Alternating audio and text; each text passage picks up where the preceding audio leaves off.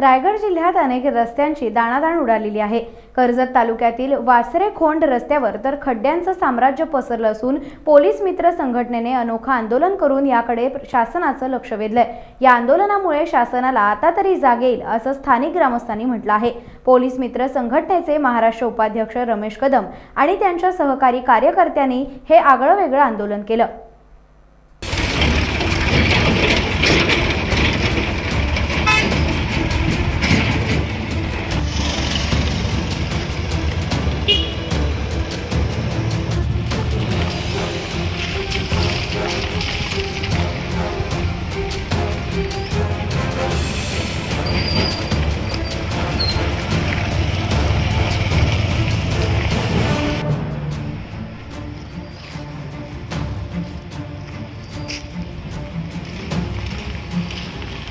Times डिजिटलला like करा, share करा, subscribe करा आणि बेल आयकॉन दाबायला विसरू नका।